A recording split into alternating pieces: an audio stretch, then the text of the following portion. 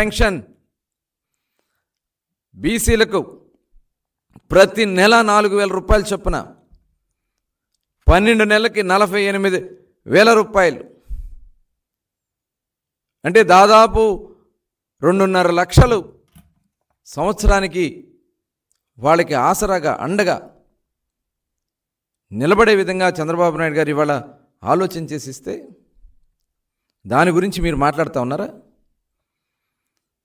మీకు ఇష్టం లేదా?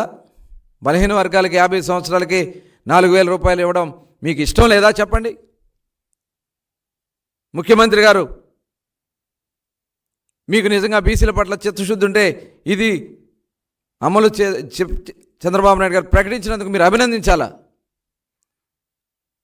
ఇంకా పైగా మీరు దీని గురించి మాట్లాడుతూ ఉన్నారు.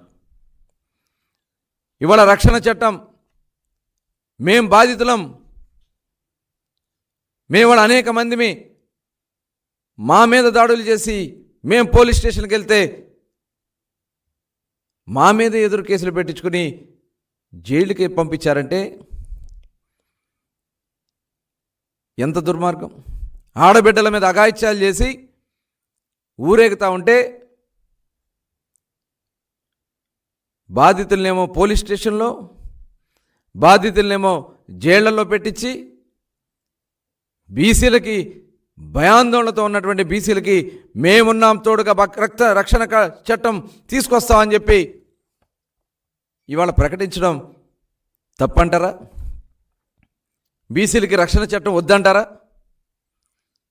చెప్పగలరా మీరు? ముఖ్యమంత్రి గారు సూటిగా మేము సమాధానం అడుగుతూ ఉన్నాం. రక్షణ చట్టం బీసీలకు వద్దంటారా మీరు? ఈ రాష్ట్రంలో కొన్ని వేల, దాదాపు 25-30 కేసులు, అక్రమ కేసులు మా మీద పెట్టించారు. దాదాపు 100 మందిని మీరు పొట్టన పెట్టుకున్నారు. అయ్యా మా మీద దాడులు జరుగుతున్నాయి, మమ్మల్ని హత్యలు చేస్తా ప్రయత్నం చేస్తా ఉన్నారంటే కనీసం పోలీసులు వచ్చి ప్రశ్నించలేరే? స్టేషన్కి వెళ్తే న్యాయం జరగనటువంటి సందర్భంలో ఈ రక్షణ చట్టం మాకు ఒక ఆయుధం. మమ్మల్ని మేము కాపాడుకోవడానికి చంద్రబాబు నాయుడు గారు కల్పించినటువంటి ఆయుధం. దీన్ని మానిటరింగ్ చేయడానికి కూడా ప్రత్యేకమైనటువంటి పరిశీలన కమిటీ, న్యాయ పరిశీలన కమిటీని కూడా ఏర్పాటు చేస్తానని చెప్పినందుకు చంద్రబాబు నాయుడు గారికి మనస్ఫూర్తిగా నేను హృదయపూర్వక ధన్యవాదాలు తెలియజేస్తా ఉన్నా. బీసీ సబ్ ప్లాన్ ఇవాళ సగభాగం రాష్ట్ర జనాభాలో సగం పైన ఉన్నటువంటి బీసీలకి ప్రతి సంవత్సరం 30,000 కోట్ల రూపాయలు, 5 సంవత్సరాలకి 1,50,000 కోట్ల రూపాయలు ఖర్చు పెట్టడానని చంద్రబాబు నాయుడు గారు ప్రకటించడం మీరు తట్టుకోలేకపోతా ఉన్నారా? బలహీన వర్గాలకి ఇవాళ రండి, మా కాలనీలు చూడండి, మా ఇళ్ళు చూడండి, మా స్థితిగతులు చూడండి, మౌలిక వసతులు చూడండి.